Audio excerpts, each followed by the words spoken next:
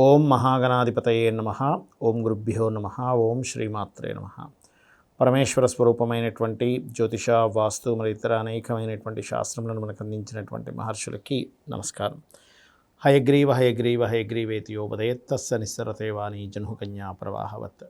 అరుణాం కరుణాతరంగితాక్షీం ధృతపాశాంకుశపుష్పబాణచాపాం అనిమాదిభిరావృతాం మయూకైః అహమిత్యేవ విభావయే భవానీం. శ్రీమాత్రే నమః. ప్రేక్షకులకి ఆ లలితాంబిక అమ్మవారి యొక్క అనుగ్రహం పరిపూర్ణంగా కలగాలని మనస్ఫూర్తిగా కోరుకుంటూ మనం ఈరోజు చెప్పుకోబోయేటువంటి పక్ష ఫలితాల్లో 16వ తేదీ నుంచి ఈ నెల ఎండింగ్ వరకు గ్రహస్థితి ఎలా ఉంది అని చూసుకున్నట్లయితే ప్రధానంగా ఇక్కడ మనకి 16వ తేదీ నుంచి ఈ రవి, కేతువు మరియు అదేవిధంగా బుధుడు, ఈ ముగ్గురు కూడా మనకి కన్యారాశిలో సంచరిస్తుంటారు. అయితే కన్యారాశిలోకి తర్వాత స్లోగా బుధుడు వస్తాడు. ఇక తులారాశిలో కనుక చూసుకున్నట్లయితే శుక్రుడు మారబోతున్నాడు, తులలోకి రాబోతున్నాడు.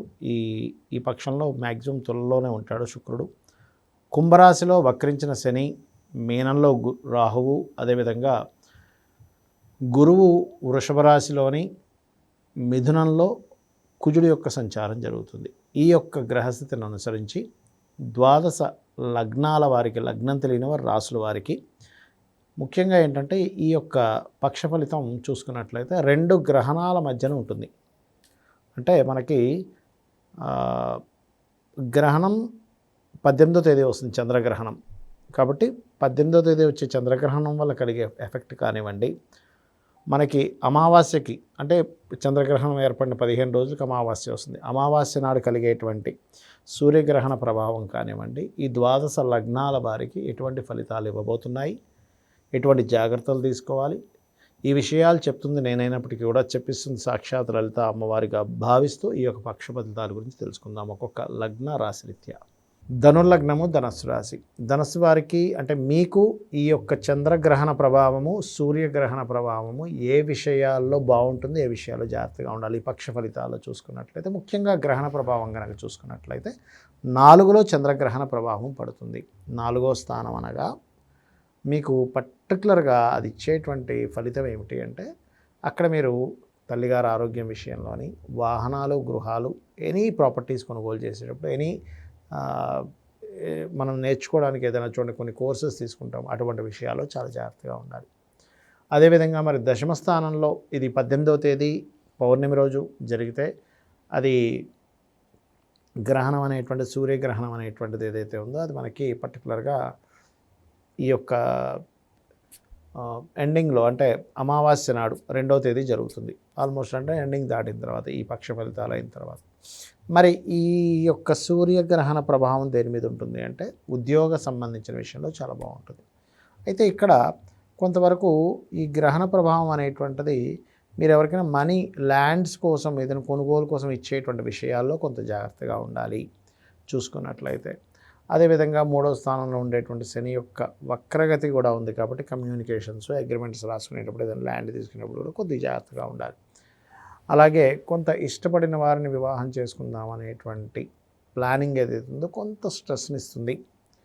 మరియు ఇక్కడ చూసుకున్నట్లయితే ఈ 6వ స్థానం ఏదైతే ఉందో 6లో గురువు ఉన్నందుకు లోన్స్ కోసం మీరు చేసేటువంటి ప్రయత్నం ఫలిస్తుంది.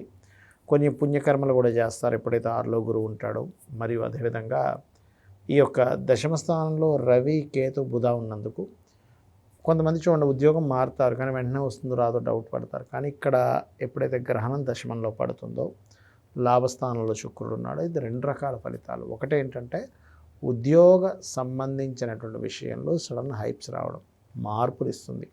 ఉన్నట్టుండి సడన్గా మారి ఇంకో దానిలోకి వెళ్ళిపోవడం నడిపిస్తూ, ఎప్పుడైతే లాభస్థానంలో శుక్రుడు ఉన్నాడో ఈ శుక్రుడు ఏంటంటే కొన్ని విషయాల్లో, కొన్ని బిజినెస్ విషయాల్లో సడన్గా మంచి గ్రోత్ ఇస్తాడు. కాకపోతే వివాహ జీవిత సంబంధించిన విషయంలో జాగ్రత్తగా ఉండాలి. ఎందుకంటే మీ సప్తమాధిపతి అయినటువంటి బుధుడు కేతువుతో కలిసి దశమంలో ఉంటూ లాభంలో శుక్రుడు ఉన్నాడు. సర్వసాధారణంగానే ఈ యొక్క ధనుర్లగ్నానికి ఈ యొక్క శుక్రుడు యొక్క ప్రభావం ఏదైతే ఉంటుందో లాభంలో ఉన్నప్పుడు ఎక్కువ ఇస్తుంది ప్రభావం. కాబట్టి ధనుర్లగ్నం వారు కాస్త వివాహ జీవితము, జీవిత భాగస్వామికి సంబంధించినటువంటి అంశాలలో కాస్త జాగ్రత్తగా ఉండాలి అనేటువంటి చాలా స్పష్టంగా గోచరిస్తుంది. అలాగే మీరు చేయవలసినటువంటి దేవతారాధన విష్ణువుని ఎక్కువగా ఆరాధించడము, మరియు అదేవిధంగా 4వ స్థానంలో చంద్రగ్రహణం జరుగుతుంది కాబట్టి కాస్త ఓం మనస్విని నమః అని లేనట్లయితే ఓం దుర్గాయ నమః అనేటువంటి నామస్మరణ చేయడం ఎక్కువగా చేస్తూ ఉండండి. మరియు అదేవిధంగా ఈ దశమ స్థానంలో కాస్త కేతువు కూడా ఉన్నాడు కాబట్టి మీరు ఎక్కడైనా జాబ్కి అది వెళ్ళినప్పుడు అక్కడ కూర్చునేటప్పుడు కాస్త గణపతిని తలుచుకోండి. ఇంటర్వ్యూస్లో సక్సెస్ అవ్వడము, చేస్తున్నటువంటి జాబులో ఏదైనా చికాకులు ఉన్నా సరే తొలగిపోవడం అనేటువంటిది జరుగుతుంది. ఇక్కడ మనం గ్రహణాల గురించి మనం తెలుసుకున్నాము. గ్రహణాల యొక్క ప్రభావం 12 రాసుల మీద ఎలా ఉంటుంది ఈ యొక్క పక్ష ఫలితాలు అని చెప్పుకున్నాం. అయితే కొంతమందికి డేట్ ఆఫ్ బర్త్లు ఉండవు. ఇక్కడ వాళ్ళకి డేట్ ఆఫ్ బర్త్ రాయరు, వాళ్ళ రాశి ఏంటో తెలియదు, నక్షత్రం ఏంటో తెలియదు, లగ్నం ఏంటో తెలియదు. అలాంటి వారు ఏం చేయాలి? ముఖ్యంగా నవగ్రహాలలో గుర్తుపెట్టుకోండి, నవగ్రహాలలో మీరు రాహువు కేతువు అయినటువంటి ఛాయాగ్రహాల దగ్గర, రవిచంద్ర అయినటువంటి ఆత్మ మనస్కారకుల గ్రహాల దగ్గర మరియు కుజశని గ్రహాల దగ్గర దీపారాధన చేయండి. చేసినట్లయితే మీకున్నటువంటి సమస్త దోషములు తొలగి బాగుంటుంది. అదే కాకుండా మనకి ఈ మధ్యలో ఇదంతా మన మహాలయ పక్షాలు కూడా వస్తున్నాయి.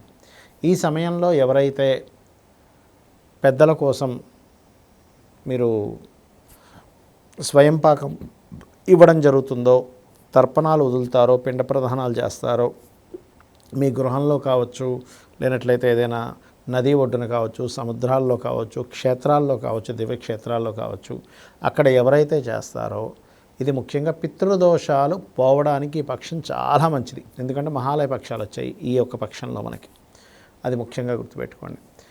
అలాగే మరి కొంతమందికి ఏంటంటే ఒక చిన్న చిన్న భయాలు, ఎలాగా ఏలినాటి శని వచ్చింది, అమ్మో ఏమైపోతుందో, అర్ధాష్టమ శని వచ్చింది ఏమైపోతుందో, అష్టమ శని వచ్చింది ఏమైపోతుందో, లేనట్లయితే ఈ కాలసర్పదోషం ఉందట అని అనుకుంటూ ఉంటారు. ఒకటే గుర్తుపెట్టుకోండి, కాలసర్పదోషం అనేటువంటిది జన్మజాతకానికి అప్లై చేయకూడదు. అది కాలానికి సంబంధించినటువంటి విషయాలు గుర్తుపెట్టుకోండి.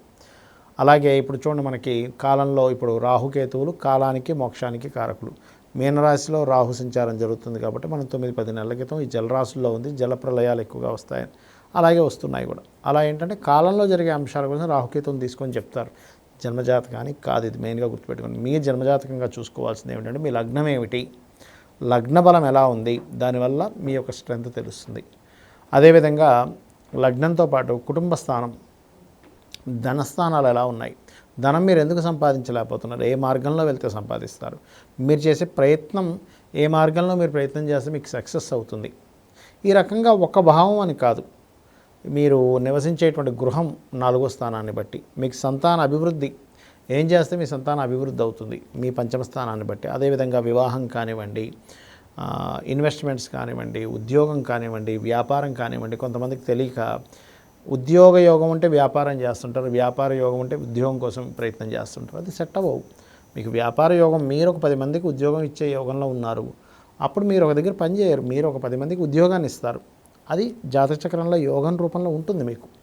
అలాగే ఇన్వెస్ట్మెంట్స్, విదేశాలకు వెళ్ళడము, ఎక్కడ లైఫ్ టర్న్ అవ్వబోతుంది, ఎక్కడ జాగ్రత్తగా ఉండాలి, ధనం ఇక్కడ అనవసరంగా ఖర్చు అయ్యే సమయం ఉంటుంది, ఆ సమయంలో కొంత జాగ్రత్త పడాలి. ఈ రకంగా ఏంటంటే మన జన్మజాతకంలో ఉండేటువంటి కాంబినేషన్స్ని బట్టి చూసుకోవాలి. అంతేగాని ఇవన్నీ వదిలిపెట్టేసి ఏదో ఎల్నాడు శని నడుస్తుందండి, కాలసర్ప దోషం ఉందండి అని పట్టుకొని, నేను 140 చిల్లర జాతకాలు, అంటే దాదాపుగా 140 మంది జాతకాలు తీసుకొని, అవన్నీ కూడా విదేశాల్లో ఉండేటువంటి ప్రెసిడెంట్ల జాతకాలు, రకరకాల దేశాల్లో వాళ్ళందరికీ కాలసర్పదోషం ఉంది. మరి కాలసర్పదోషం ఉన్నటువంటి వారు ఎందుకు అంత గొప్ప స్టేజ్కి వెళ్ళారు అనేది ఒకసారి మీరు ఆలోచించాలి. ఆ రకంగా ఏంటంటే ఈ 2 గ్రహణాలు కూడా మనకి ఈసారి ఏర్పడి ఈ పక్షంలో వచ్చింది కాబట్టి ముఖ్యంగా ఇది ఒక అదృష్టంగా భావించండి. గ్రహణం అనేటువంటిది మనకి మహర్షి చెప్పింది ఒక యోగం కింద చెప్పాడు కాబట్టి ఆ యోగాన్ని ఎలా వినియోగించుకోవాలి. గ్రహణం మనకి పొద్దున్న 6:12 నుంచి 10:15 మధ్యలో ఉంటుంది. మీకు ఇష్టదేవత ఆరాధన చేసుకోవచ్చు. ఆ సమయంలో ఓం నమః శివాయ మంత్రం కానీ, లలితా సహస్రనామాలు చదువుకోవడం కానీ, ఓం నమో నారాయణాయ కానీ, లేనట్లయితే అప్పులు ఎక్కువగా ఉన్నటువంటి వారు ఓం అపర్ణాయే నమః అనే మంత్రం కానీ, లేనట్లయితే ఫైనాన్షియల్గా గ్రోత్ కావాలనుకునేటువంటి వారు ఓం సంపత్కరీ సమారూఢ సింధుర వ్రజ సేవితాయ నమః అనే మంత్రం కానీ, ఉద్యోగం లేనటువంటి వారు ఓం శ్రీమాతా శ్రీ మహారాజ్ఞి శ్రీమత్ సింహాసనేశ్వరి, లేనట్లయితే ఓం మాణిక్య మకుటాకార జానుద్వయ విరాజితాయ నమః అనేటువంటి మంత్రం కానీ చేస్తూ ఉండండి. ఖచ్చితంగా మీకు ఆ భగవత్ అనుగ్రహం ఈ గ్రహణ సమయంలో మీరు చేసేటువంటి మంత్రం 1కి 1000 సార్లు ఫలితం ఇస్తుంది. లేదా గతంలో ఎప్పటి నుంచో చేసినటువంటి మంత్రం యొక్క ఎంతకాలం నుంచి ఎంతమంత్రం అయితే చేశారో దాని పునశ్చరణ ఫలితం వస్తుంది అని చెప్తూ ఉంటారు. కాబట్టి ఇవి చేసుకుంటూ ఆ అమ్మవారి యొక్క అనుగ్రహాన్ని మీరు పరిపూర్ణంగా పొందాలని మనస్ఫూర్తి కోరుకుంటూ శ్రీమాత్రే నమః.